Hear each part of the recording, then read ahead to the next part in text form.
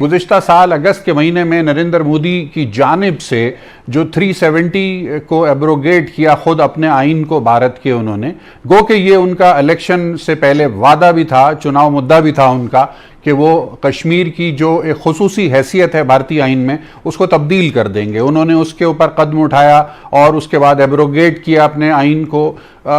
اب lock down کی صورتحال کشمیر میں جب سے بدستور جاری ہے، سوال یہ پیدا ہوتا ہے کہ اس وقت جو چین کی جانب سے لداخ کے محاذ کے اوپر جو پیش قدمی ہو رہی ہے، جو ملٹری موومنٹ ہو رہی ہے، اس کا کیا پس منظر ہے، کیا کانٹیکسٹ ہے، کس کانٹیکسٹ میں دیکھا جانا چاہیے اس کو؟ دیکھیے، جو پس منظر اس کا یہ ہے کہ جو لائن آف ایکچوئل کنٹرول اس کو کہتے ہیں، ہمارے ہاں ہے لائن آف کنٹرول LOC، جی ان کی ہے LOAC، line of actual control. یہ میں ماننا پڑے گا کہ ہماری اکانومی پراپرلی مینج نہیں ہوئی. یہ ہمارا سب سے بڑا جو ہے ویک پوائنٹ، جو ہماری کمزوری ہے، ہماری معیشت ہے.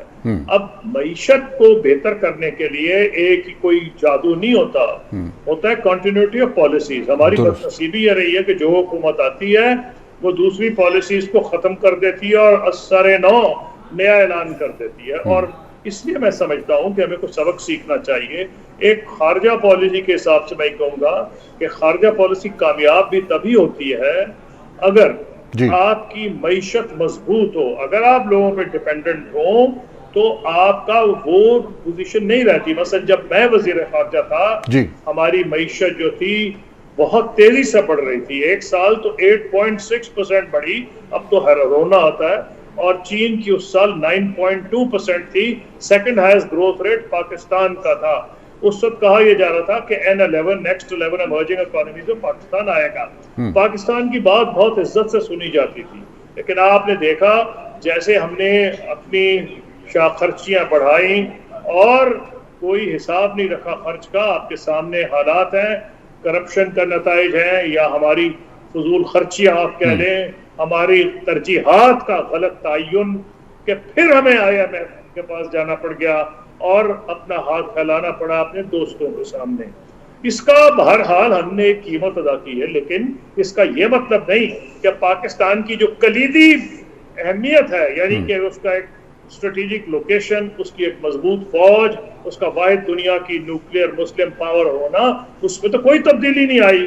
اور یہی وجہ ہے کہ آج پاکستان کی بات جو ہے بہت غور سے سنی جاتی ہے.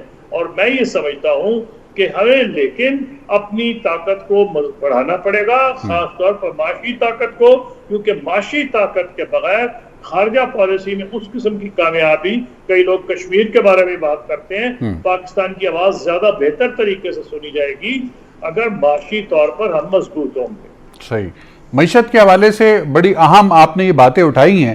قصوری صاحب، میرے پاس کچھ اعداد و شمار ہیں، ابھی میں ریسرچ کر رہا تھا تو معلوم یہ ہوتا ہے کہ چین اور بھارت کے درمیان جو بائی لیٹرل ٹریڈ ہے اس کا والیوم کا میں جائزہ لے رہا تھا، تو چین اور بھارت کے درمیان بائی لیٹرل ٹریڈ کا جو والیوم ہے بشمول ہانگ کانگ اور بھارت کے، وہ تقریباً 125 ارب $US سالانہ بنتا ہے.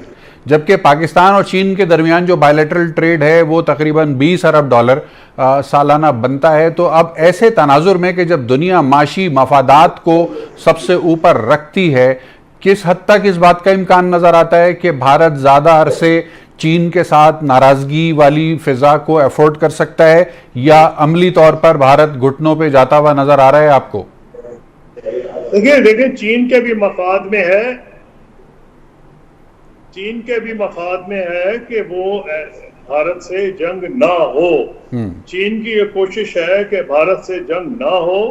چین یہ نہیں چاہے گا کہ بھارت سے جنگ ہو، کیونکہ چین بھی یہ سمجھتا ہے کہ اس کی معیشت کو ایک دھکا لگے گا، اور وہ اس کی جو امیج انٹرنیشنل ہے وہ ایک پیس لونگ کنٹری کی ہے. تو میں نہیں سمجھتا کہ وہ چین ضرور لڑنے کے لیے وہ اپنے پر تول رہا ہے، لیکن جو ان کے پریزیڈنٹ کا بیان آیا ہے کہ اپنی فوج ان کی تیار رہے، وہ اس پس منظر میں آیا ہے جب پریزیڈنٹ ٹرمپ نے ایک قسم کی نئی کولڈ وار کا آغاز کر دیا ہے. تو اس وجہ سے ان کا بیان آیا ہے. میری ذاتی رائے میں یہ نہایت بے وقوفی ہوگی نریندر مودی صاحب کی اگر انہوں نے کوئی اس قسم کی غلط فہمی میں کہ امریکہ ان کی پشت پناہی کرے گا تو بہت ہی بلنڈر وہ کریں گے. میرا خیال ایسا بلنڈر وہ کریں گے نہیں, اگر کیا تو ہزیمت اٹھائیں گے. صحیح, یعنی کہ اس بات کا امکان آپ کو کم نظر آتا ہے کہ بھارت اور چین کے درمیان جو ایسکیلیشن ہے وہ کچھ زیادہ آگے بڑھے گی, کیونکہ جو بائی لیٹرل ٹریڈ ہے دونوں ممالک کے درمیان وہ بھی پیسیفائی کر دے گا ساری صورتحال کو. کشمیر کے اندر جو اس وقت صورتحال ہے, تقریباً 1 ملین 10 لاکھ کے قریب بھارتی فوجی وہاں پر تعینات ہیں. بظاہر ہر گھر کے اوپر ایک بھارتی فوجی کھڑا ہوا ہے اور وہ وہاں لوگوں کے اوپر ظلم کرنے کا سلسلہ ان کا جاری ہے. کیا وجہ ہے, آپ کی بڑی گہری نگاہ ہے تمام بین الاقوامی امور پہ اور خاص طور پر کشمیر کے حوالے سے تو آپ کا فوکس ہے, کیا وجہ ہے کہ ہمیں ایسا لگتا ہے, پاکستانیوں کو ایسا لگتا ہے کہ اقوام عالم بھارت کی جانب سے کشمیر میں کیے جانے والے مظالم کے اوپر بہت زیادہ توجہ نہیں دے رہے ہیں؟ دیکھیے, یہ ہماری اپنی غلط فہمی بھی ہے.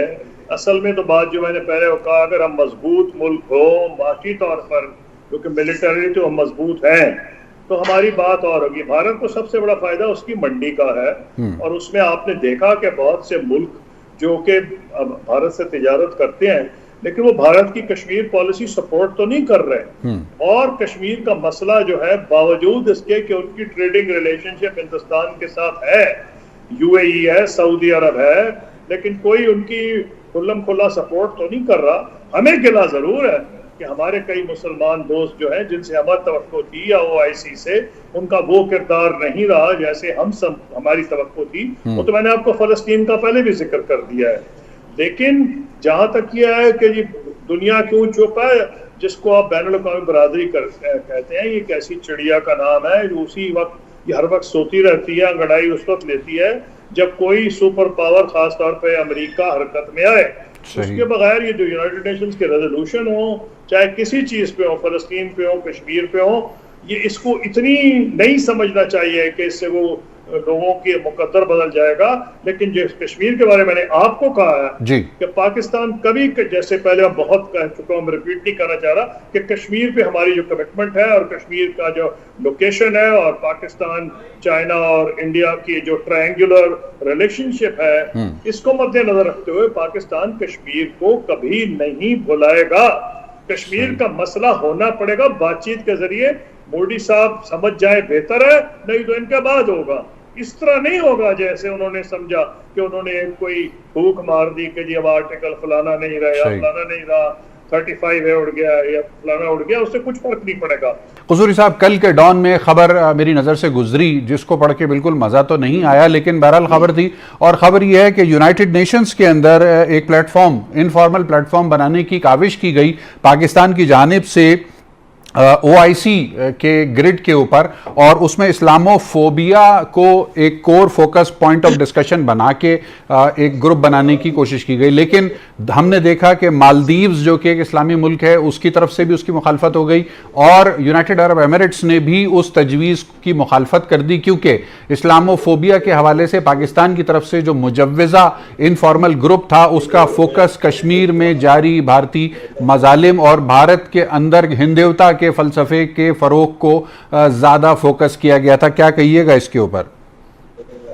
میں اس بھی کہوں گا کہ وہی چیز ہے جو پہلے ہم بات کر چکے ہیں کہ لوگوں کے جو اپنے مفادات ہیں. مالدیوز کی ایک اسپیشل پوزیشن ہے, پہلے وہ چین کے کیمپ میں تھا, پھر وہاں ایک کو ہوا, پھر وہاں بھارت سے نواز حکومت آ گئی. لیکن مالدیوز کی پوزیشن بڑی دگرگوں ہے, وہ کبھی بھارت کی طرف ہوتا ہے, کبھی چین کی طرف ہوتا ہے. یو اے کی پوزیشن مختلف ہے, وہاں بہت سے ہندوستانی بھی کام کرتے ہیں, بھارت کے باشندے وہاں انویسٹمنٹ بھی کرتے ہیں, اور پاکستان کے جو ہے وہ زیادہ تر ورکرز ہیں. لیکن باوجود اس کے جب لاسٹ ٹائم پچھلی دفعہ آپ کو یاد ہوگا ہم نے گلا بھی کیا تھا, تو اس وقت ان کے وزیر خارجہ بلکہ وزرائے خارجہ سعودی عرب اور یو اے ای کے پاکستان آئے تھے. جی, جب اس میں وہ ٹریڈ کی جو ہم نے پہلے بات کی, ہمیں ماننی پڑے گی, اس کی ایک حقیقت ہے. لیکن اس کا یہ مطلب نہیں ہے کہ بھارت کو ان کی طرف سے کوئی بڑی ڈپلومیٹک سپورٹ ملے گی. جب کشمیریوں کا معاملہ آیا تھا تو وہاں میڈیا نے اس کو کامنٹ کیا تھا, باوجود اس کے کہ وہاں کا میڈیا زیادہ آزاد نہیں, اور ایک جو ریاست ہے اس نے تو سخت, ان کی جو پرنسس ہے اس نے تو سخت اٹیک کیا تھا انڈینس پہ جنہوں نے کچھ غلط قسم کی ٹویٹس کی تھی کہ ٹھیک ہے یہ ہمیں ماننا پڑے گا کہ بھارت کے بہت سے باشندے وہاں موجود ہیں اور اس لیے اور ان کے ٹریڈنگ ریلیشن شپ بھی ہے، تو اس کی وجہ سے یو اے ای کی پوزیشن وہ نہیں جو پاکستان کے عواموں کی دل کی خواہش ہے ایک بحثیت برادر